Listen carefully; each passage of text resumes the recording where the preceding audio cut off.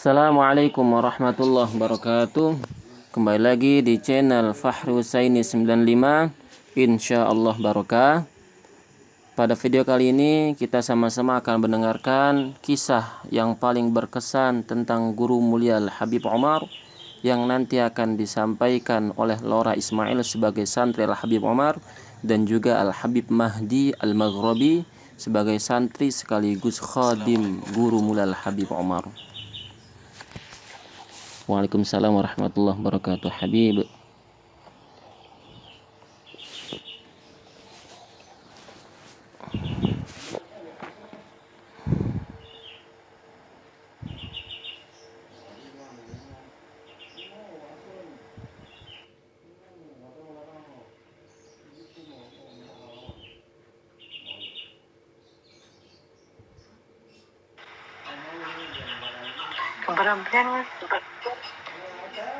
Assalamualaikum Habib. Waalaikumsalam. Gus Ibrahim sehat. Alhamdulillah Habib Mahdi. Alhamdulillah. Suara jelas Habib. Suara jelas, suara jelas. Habib Mahdi dari mana sekarang Habib? Saya di Bali. Oh di Bali, Masya Allah. Masya Allah. Antum di Madura nggih? Ada di Sampang Habib, di rumah istri Habib. Masya Allah, Masya Allah. Nam. Minta doanya Habib, pengantin baru Habib. Masya Allah, Allah yabarik fikum insyaallah. Amin, amin. Habib Mahdi. Nam. Mungkin bisa kita mulai Insyaallah. pembahasan kita malam hari ini. Marhaba, bismillah Sidi Habib Mahdi. Pertama Habib, dari pertanyaan-pertanyaan yang banyak masuk ke kolom story saya kemarin ya. Jadi banyak sekali teman-teman yang ingin mengetahui lebih dekat ya, lebih banyak tentang Sidi Habib Umar. Sama seperti tema yang kita bahas dengan Habib Syawqi kemarin Habib, tema kita pada malam hari ini adalah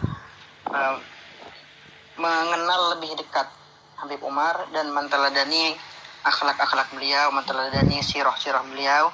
Dan insya Allah malam hari ini kita sedang berbicara dengan sosok yang tepat. Tentunya antum pasti lebih tahu bagaimana Habib Umar, bagaimana akhlak-akhlak beliau, bagaimana sifat-sifat beliau. Pertanyaan pertama dari kawan-kawan yang banyak ditanyakan kepada saya, berapa tahun Habib Mahdi berkhidmah kepada Habib Umar dan bagaimana ceritanya, awal mulanya kok Habib Mahdi bisa berkhidmah ke Habib Umar? Apakah dipilih atau Habib Mahdi mengajukan permintaan atau bagaimana? Silakan Habib. Bismillahirrahmanirrahim. Saya mulai Gus ya. Silakan Habib. Bismillah. Jadi pertama kali saya datang ke Tarim itu pada tahun 2009. Jadi kurang lebih sampai rentang waktu sekitar 8 tahun sampai 2017 saya pulang ke Indonesia. Dan cerita saya bisa khidmat kepada Habib Umar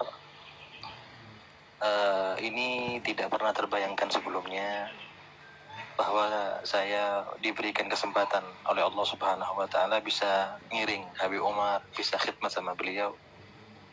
Cuman kalau saya ingat-ingat kembali itu bermula pada tahun 2008 kalau tidak salah, ketika saya lulus dari Pondok Dalwa tahun 2007 saya lulus daripada Pondok Dalwa. Kemudian pada tahun 2008 saya punya paman yang juga alumni Darul Mustafa angkatan pertama, Al-Habib Sodik bin Hasan Baharun. Itu beliau mengatakan kepada Habib Umar di sela-sela pertemuannya di Indonesia bahwasanya ponakan saya Habib Ibn Karimati saya ta'ala mindakum akan belajar sama antum di Tarim. Kemudian Habib Umar merespon permintaan tersebut. Sudah suruh berangkat ke Tarim, kata Habib Umar. Di tahun yang sama ada kesempatan untuk Habib Umar berkunjung ke Bali. Itu adalah kesempatan yang sangat luar biasa bagi warga muslim di Provinsi Bali, dan itu atas bantuan dan jasa Al-Habib Munzir Al-Musawa, yang mana mengusahakan supaya Habib Umar bisa transit, sebab Habib Umar akan berangkat ke Australia. Jadi di tengah perjalanan bagaimana Habib Umar bisa transit ke Bali. Kemudian di situ direncanakan. Jadi kami merencanakan bahwasanya kami itu ingin berjumpa dengan Habib Umar di Bali. Dan itu juga permintaan daripada walidati Umi Ana, paling tidak Mahdi ini bisa ketemu sama Habib Umar walaupun sebentar aja. Ingatkan Habib Umar bahwasanya ini loh Habib, ponakannya Habib Sodik Baharun yang ingin berangkat ke kota Tarim. Cuman itu saja permintaan daripada Umi Ana. Dan subhanallah, ternyata ketika Habib Umar betul-betul bisa datang ke Pulau Dewata, tepatnya di Masjid Ihsan, di dekatnya Bali Beach, hotel pertama di Bali. Itu subhanallah, ternyata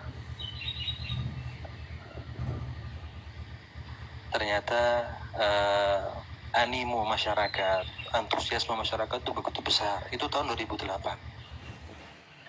Jadi keinginan kami untuk sekedar berjumpa dengan Habib Umar itu tidak kesampaian.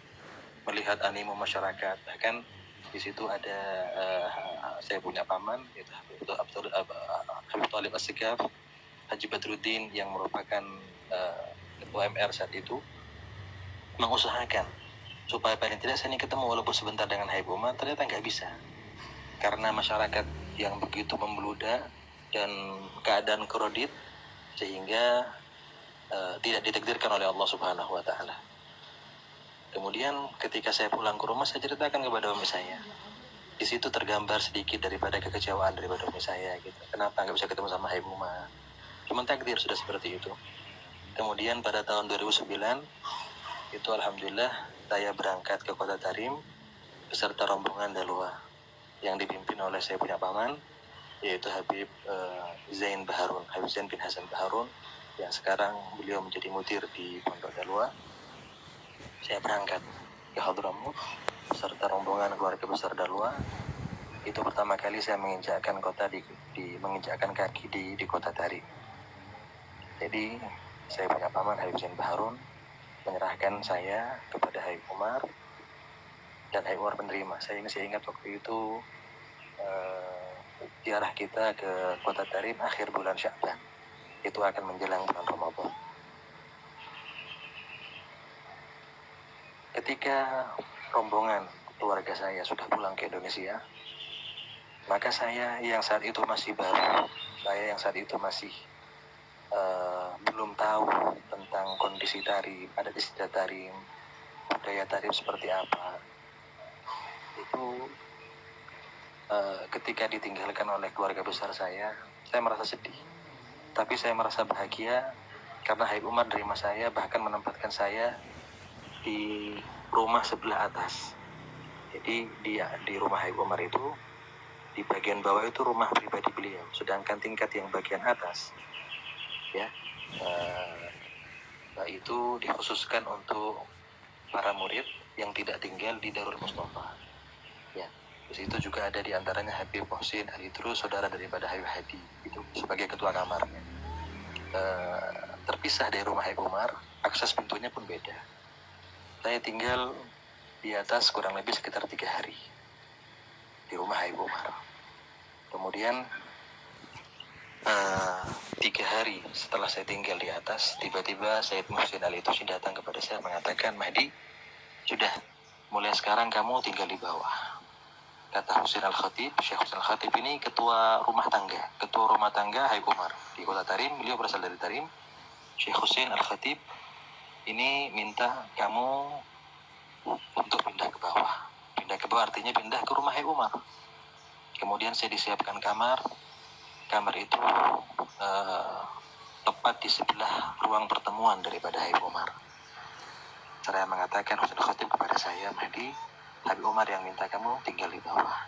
Sekarang tugas kamu adalah kamu khidmat, kamu nerima tamu, dan sebagainya.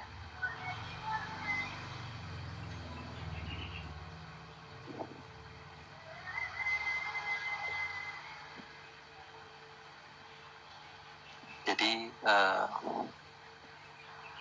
mungkin Gus yang ingin saya sampaikan di sini Iya, Habib. adalah Tapi waktu itu Habib belum ikut Habib Umar kemana-mana waktu itu, cuma di rumah saja atau sudah ikut Habib Umar kemana-mana?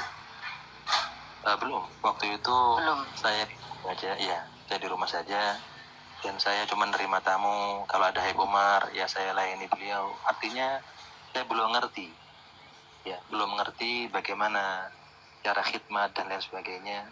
Cuman yang pertama-tama yang membuat saya itu bisa sampai menginjakkan kaki di rumah Habib Umar itu adalah barokah daripada ibu saya, umi saya, apa saya. Itu ketika melepaskan saya berangkat ke Tarim, mereka ridho kepada saya dan mendoakan saya supaya saya bisa dekat dengan Habib Umar, dan sedikit pun tidak terlintas di hati saya untuk saya bisa khidmat kepada Habib Umar. Nah, cerita tentang khidmat khusus yaitu Murafik Habib Umar, yaitu ketika saya menjadi asisten Habib Umar, dalam artian saya ikut Habib Umar ke undangan kemana-mana, itu adalah kejadiannya setelah bulan Ramadan. Jadi saya datang bulan Sya'ban, bulan Ramadan, habis bulan Ramadan itu bulan Syawal itu saya mulai kepada Habib Umar, dan itu atas permintaan daripada Habib Umar sendiri. Dan ini tidak pernah saya bayangkan sebelumnya. Artinya ini semua berkat daripada doa daripada orang tua saya, daripada umi saya, yang mengharapkan saya betul-betul dekat sama Habib Umar. Mungkin Gus Ismail, kalau boleh saya tanya kepada antum, gimana sih keadaan kita murid-murid Indonesia kalau berjumpa dengan kiai, dengan gurunya, dengan habaib di pondok? Tentu keadaannya tidak sama seperti orang-orang Arab. Orang-orang Arab terkadang ada gurunya lewat biasa, ya, tapi kalau kita nggak bisa. Nah, kalau kita jangankan sama Habib Umar, sama guru kita, bahkan saya dengan paman saya Habib Zain Baharun, karena saya melihat semua santri seperti itu, dan juga itu kebanyakan santri di Jawa dimanapun, ketika melihat gurunya, syekhnya lewat itu berdiri. Kadang-kadang dengar suara motornya, suara mobilnya itu berdiri tanpa tahu di dalamnya ada guru kita apa tidak. Jadi kebiasaan itu terbawa oleh kami sampai kami ditarik. Jadi pada waktu itu, kalau nggak salah itu hari Senin selesai daripada ayam musid itu di pagi hari, yaitu mungkin antum masih ingat istilah uat, ya. Jadi orang Tarim itu idnya itu bukan seperti kita. Idnya mereka itu yang mereka berkunjung ke sanak keluarga, mereka saling silaturahmi itu kan setelah 6 hari mereka berpuasa ayam musid kan. Itu di hari ayam musid, setelah ayam musid itu Habib Umar misi tidak seramai sekarang. Keadaan di Tarim, keadaan di sekitar Habib Umar tidak seperti sekarang. Nah, dulu tidak ada keramaian di sekitar Habib Umar. Jadi waktu itu saya masih ingat ketika Habib Umar turun dari rumah di pagi hari untuk pergi ke Uwat, itu saya hanya ingin membukakan pintu mobil Habib Umar. Tidak ada keinginan lain selain itu. Jadi dengan niat, ya Allah, saya ini membukakan pintu mobilnya Habib Umar ini, semoga engkau bukakan rahmat kepada saya. Ya Allah, saya bukakan pintu Habib Umar ini, semoga engkau bukakan pintu tobat kepada saya. Hanya itu permintaan di hati saya. Gak mungkin saya mau naik mobilnya Habib Umar, iya kan? Nah, jadi ketika turun Habib Umar dan saya bukakan pintu, tanpa saya memandang wajah Habib Umar. Kenapa? Karena saya merasungkan sama Habib Umar pada waktu itu. Jadi ketika saya buka pintu mobil Habib Umar masuk, saya tutup lagi, dia diam. Sambil saya tundukkan pandangan saya, ternyata mobil itu nggak gerak. Dan saya melihat ada isyarat dari dalam, itu supir Habib Umar. Yang saat itu supirnya masih namanya Hadi Batohan, memberikan isyarat kepada saya, masuk. Dan di mobil ada Habib Umar, serba salah saya mau masuk apa tidak. Ini pasti Habib Umar yang nyuruh. Tidak mungkin Hadi akan berani nyuruh saya naik mobil Habib Umar, sedangkan Habib Umar masih ada di dalam mobil beliau. Tapi tanpa pikir panjang, ini mungkin perintah daripada guru mulia Habib Umar. Saya patuh, saya naik di belakang. Sampai selesai acara saya pulang. Dan ternyata di malam harinya, saya masih ingat itu hari Senin, itu saat itu ada jalsa Itsnin. Saya mengadakan jalsa Itsnin.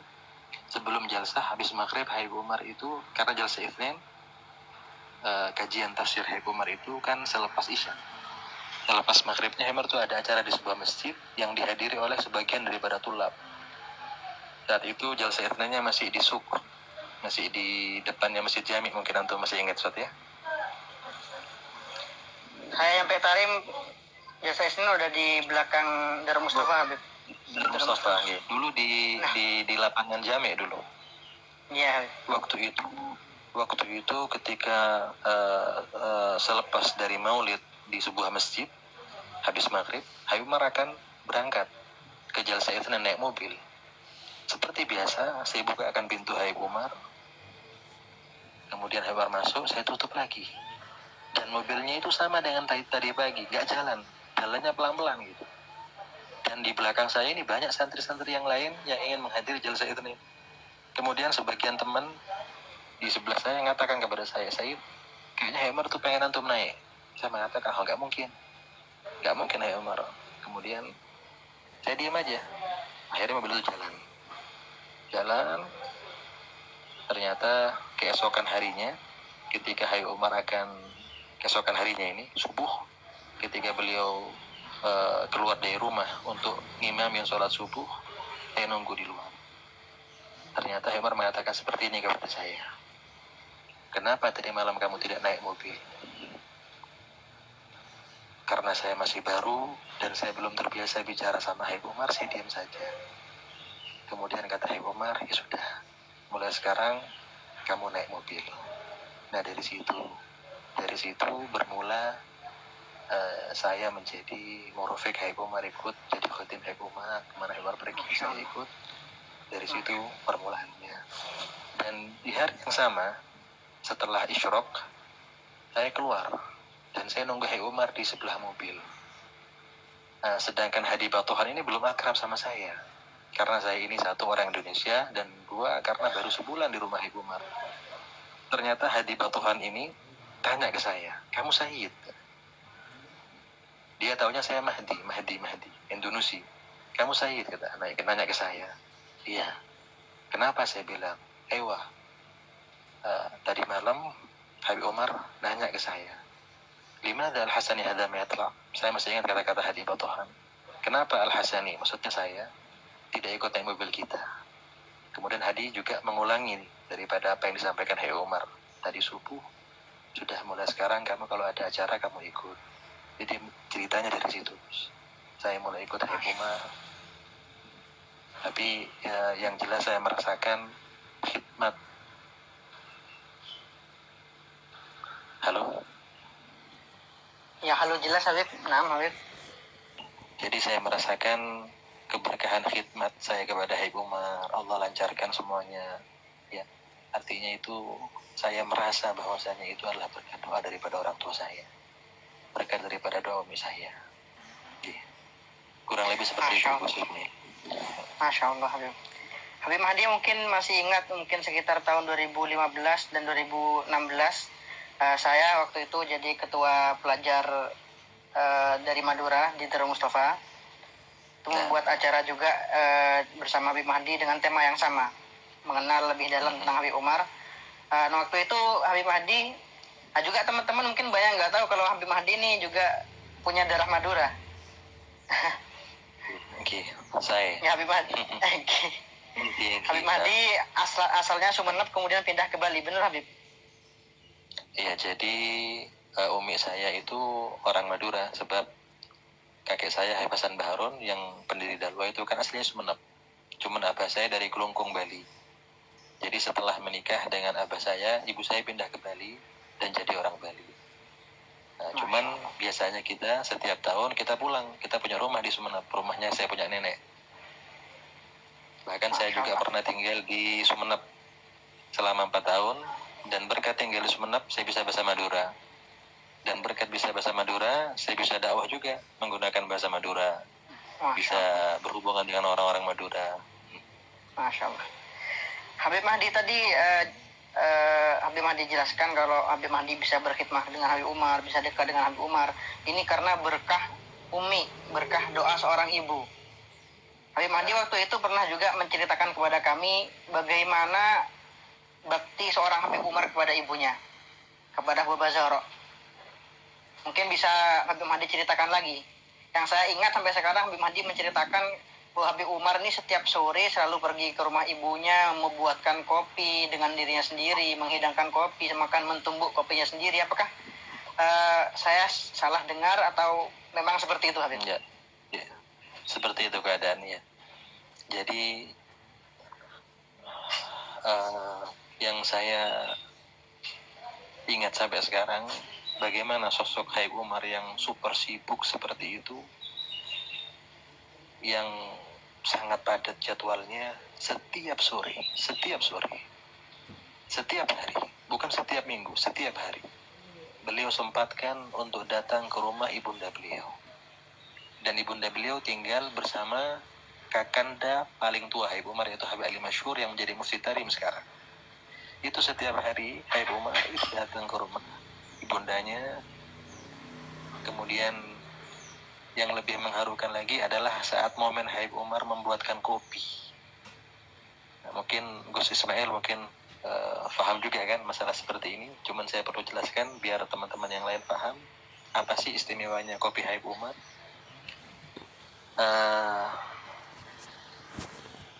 Ternyata cara pembuatan kopi Habib Umar tidak seperti yang kita bayangkan. Kopi instan enggak. Jadi yang dibikinkan Habib Umar untuk sang ibunda itu adalah dari kopi yang masih ada kulitnya. Jadi Habib masih berupa biji, Habib? Masih berupa biji, bahkan masih mentah. Itu sama Habib Umar dikupas kulitnya, ditumbuk, nanti diambilkan seperti tungku, ada pancinya dari itu pun pancinya itu dari tanah liat. Ditumbuk sedemikian rupa sampai berubah jadi serbuk, nanti diseduh sama air panas, air yang mendidih, diberikan kepada ibunya. Jadi saya melihat sebuah pelajaran gimana baktinya seorang Habib Umar yang dengan kehebatan beliau, yang dengan dakwah beliau, dengan kepadatan jadwal beliau, tapi beliau adalah seorang anak Baba Zahra. Dan Baba Zahra pun masih menganggap Habib Umar tuh anak beliau yang masih lucu dalam pandangannya, yang masih seperti dulu, yang tidak berubah sedikit. Nah kan saya sering mendengar dari luar gimana Habib Umar menghibur ibundanya. Saya masih ingat suara Habib Umar, tawa Habib Umar, dan juga keluarga-keluarga yang lain yang mahrum dengan Baba Zahra, gimana mereka berusaha untuk datang untuk sekedar menghibur daripada Baba Zahra. Dan yang menjadikan momen spesial adalah di mana keluarga tersebut bisa dengan mudah bersalaman dengan Habib Umar, jumpa dengan Habib Umar, bahkan konsultasi dengan Habib Umar di rumah Baba Zahra. Jadi semisal Sayyid Muhammad bin Sumaid yang merupakan keponakan Habib Umar, itu dengan mudah beliau bisa mendapati Habib Umar di rumah Baba Zahra. Padahal kalau nggak di rumah Baba Zahra sulit mau cari Habib Umar, mau nanya masalah jadwal dan lain sebagainya. Jadi momen keberadaan Habib Umar di rumah ibunda beliau menjadi momen tersendiri bagi mereka. Di samping mereka berziarah kepada Hububah Nur, mereka juga menyempatkan diri untuk sowan, untuk konsultasi, untuk minta doa kepada Habib Umar. Masya Allah, Habib Mahdi.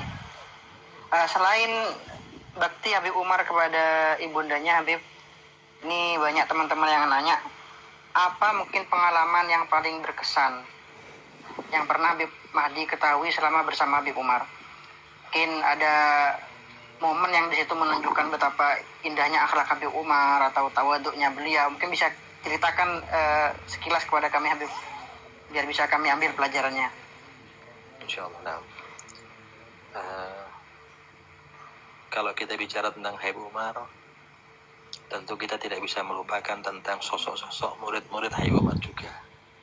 Bagaimana Duf'atul Ula, Duf'ah Thaniyah, Duf'ah Thalithah, bagaimana mereka berhasil dalam dakwah mereka dengan mereka mengambil pelajaran daripada guru mulia mereka Habib Umar. Dan ini menandakan bahwasanya jika murid-murid Habib Umar sedemikian di dalam dakwahnya, dalam pengaruhnya di tengah masyarakat. Lalu bagaimana dengan Habib Umar? Pertanyaan yang sama, Gus, dan Gus mungkin lebih paham daripada saya.